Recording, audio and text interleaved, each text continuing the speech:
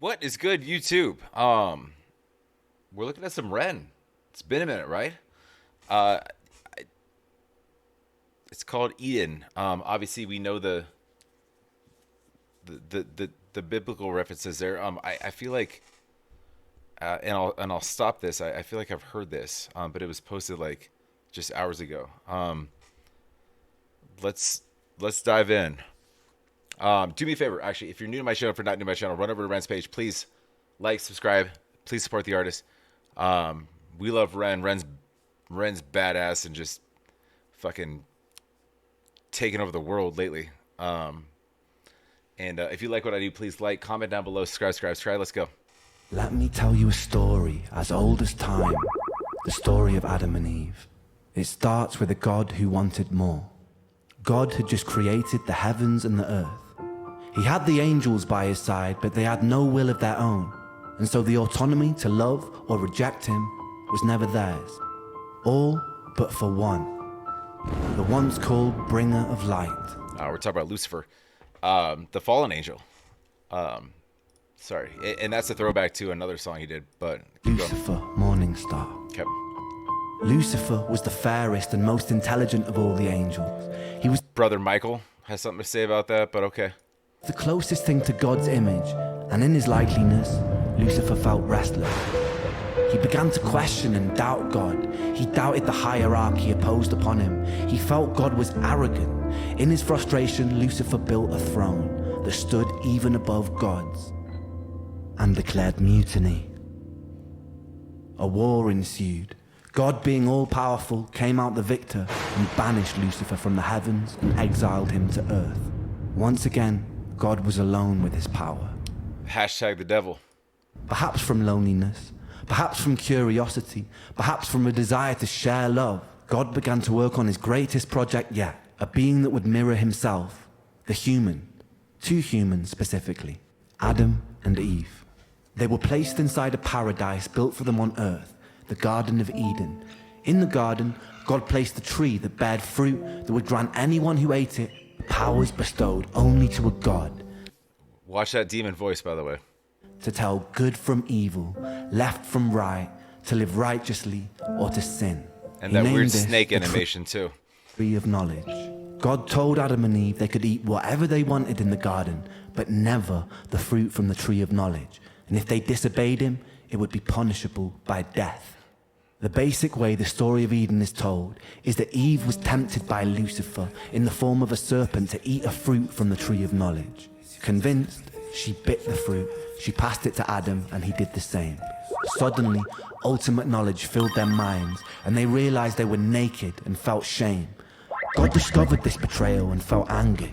He exiled Adam and Eve and cursed them with the life of a mortal. They would work, they would bear children, and they would die. Look at the use of right there, just current references of human attire, and human references nowadays in today's society, right? You got a man in a suit, same thing with the female, and they're in a graveyard. The fate of a human. Now look deeper. In the story, the serpent tempted me. Story of the serpent. That was what? That was 20. I don't know. That's essentially Moses making a golden rod out of a snake. Anyway, sorry. Let's go ahead.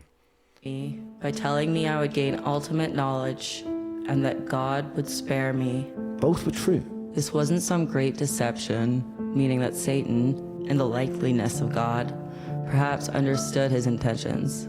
In fact, The only lie uttered in the Garden of Eden was by God, who did not end up condemning Adam and Eve to death. death. This could be seen as an act of Mercy, but the sheer fact that the tree existed and that humans were initially cut off from this knowledge. may imply some part of God was afraid that if humans were granted the gift of perception, they, like Lucifer, would have the power to reject him too. And when he gets deep right there, that's dangerous talk, though. And that was done on purpose. If given the gift of perception, basically if they're allowed to think. The fact that there stood a beautiful tree that could grant this knowledge in the first place implies that a small part of God, supposedly all-knowing, perhaps wanted and intended the humans to bite too. In the Bible, Satan was an exiled angel of free will. Humans are exiled descendants of Adam and Eve. also with free will. Not only have we shared a similar fate to the devil, we were also both constructed in We the were image of also our both Creator, constructed in the image of our Creator. meaning our behaviors, in some shape or form, imperfectly echo His. We could assume that this kind of God has his doubts, But but as the most powerful Being in The weird kind of like the underlying narrative here is it's I see what he's doing. It's strangely like reminiscent of like the play with words and the play with tones right now. Pay attention to that. That's special, but it also it plays into basically like what humans are to a greater being or to themselves, right? the universe he has no one above him to turn to with questions, and no one to Doubt but himself, an incredibly lonely and isolating existence. We must only assume that the common thread between God, Lucifer, and us is the desire for more, an eternal curiosity, a desire perhaps birthed from a seed of loneliness. If not, The difference between figuring out the difference between the God and the devil. why would we exist in the first place? The constantly looping, bittersweet irony is whether gifted by some omnipotent God or simply a byproduct of billions of years of evolution, here we stand, in 2023, as creatures with free will. The only creatures that understand and define good from bad. Creatures with the potential of a God. And what do we do with that free will, my friends? We band together and we look for someone like you, Ren. We willingly walk to the edge of a cliff. In the name of progress, we jump off the precipice. The empires we build ravage the earth. The natural order of things are necessary to survive. Any systems which do not honor homeostasis eventually perish.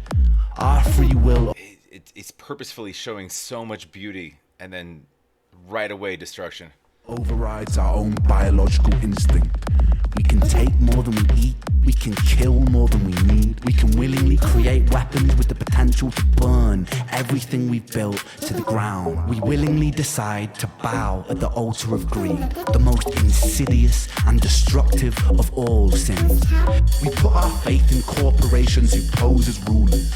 We willingly allow ourselves to be led by outdated power systems ran by corrupted politicians and bloated dictators who claim domain and dominion over an open and free land.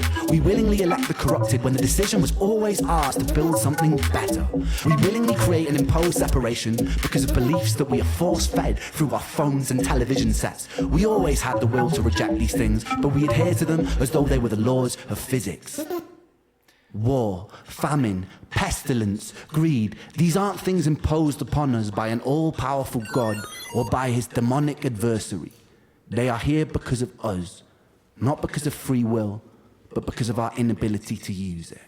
We must be motivated to be better, not out of fear of punishment of an eternal damnation, but because the choice exists, because we love ourselves, because we have the power to absolve ourselves of so much unnecessary suffering. Take a second to be in this very moment. In this moment, how much suffering is happening all over the planet right now? How many people are dying of illnesses that could have easily been cured, but aren't because of the selfishness and greediness of humanity? How many people break their backs and reject their own passions to simply afford bills and food? How many of us crave distraction from existence? How many of us numb that pain in whatever way necessary? How many children are being abused? How many people sleep cold and hungry on the streets? How many of us become cogs inside a machine that is destroying itself?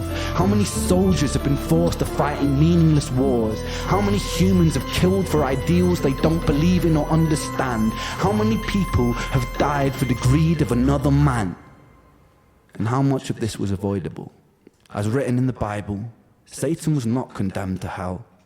Satan was condemned to earth. He lives None was avoidable. Ask the 1%. there amongst other creatures with free will, who always had the choice and still chose their own undoing. Ladies and gentlemen, this is our self-made hell. The bittersweet irony is this is a creation of our own design. I'll leave you with this. Consider what you have done here today. You have worked together as individuals collaborating to form a giant neural network, a hive mind capable of achieving incredible... Sorry, I gotta pause it for a second. There's a part of me that loves spreading this message. There's also a part of me that thinks that spreading this narrative is dangerous. And I'm gonna think on that for a second, but incredible things. We have lent on each other's strengths to solve puzzles and decipher riddles, and we've done so to win. No, I'm not saying that being. I'll run it back. Don't worry. That being aware of things is, what's going on in this world. That will eventually, hopefully, help humanity as a whole, for sure. But at the same point, I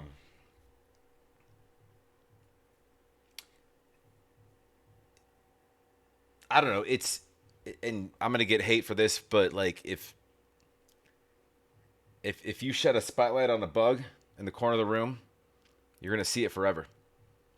If you ignore it, you might lose that bug.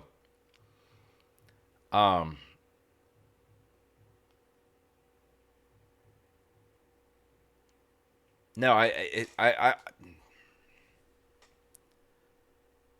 always love what Ren does in his message. So I'll let it play out.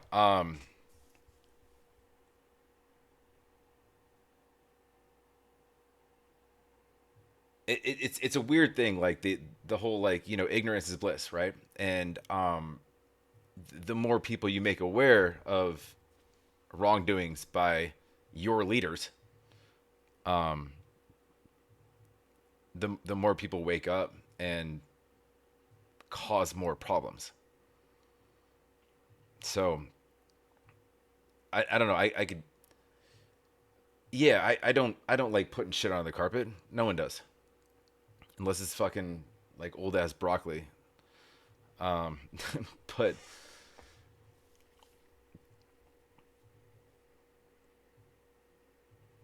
I don't know. I got to think on it. Anyways, let's go. Money. Imagine applying that same spirit and determination to creating the closest thing we have to paradise here Romaine. on Earth. By using the power of collaboration, we can work together to even the playing field for everybody. Our dystopias can become utopias. Our Jahannams can become Jannah. Our hells can become heaven, right here on Earth. And this sentiment applies to atheists, agnostics, and believers alike. Myself, I'm an agnostic who believes. I believe in us. We must do better because we can choose to. We must be better simply because the option exists. Thank you. Yeah, you're not wrong. You're not wrong. You're outlining problems, but how? How? By outlining the problems?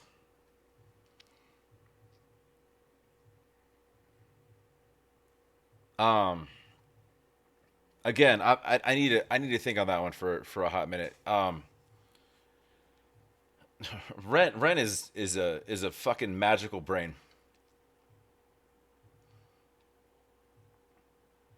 And I'm not sure there's anything of his I haven't done yet, but um, I get his goals and where his heart's at. It's in the right place. I'm just trying to figure out, like, where do we put that? What do we do with that? Does anybody know? Please comment down below. You tell me. I'm on board. Let's help the world, please. It's frustrating. The message is clear. It's just it's sometimes frustrating to hear. Go support Ren, please. My dude. Please go like, comment, subscribe, and do the same below if you like. If you don't, whatever. Yeah, let me know what your thoughts are. I'm kind of at a loss for words, to be honest with you, which is weird because I talk a ton. But I mean, Ren can fuck with your brain a little bit, but it doesn't mean he's wrong. I'll talk to you in the next.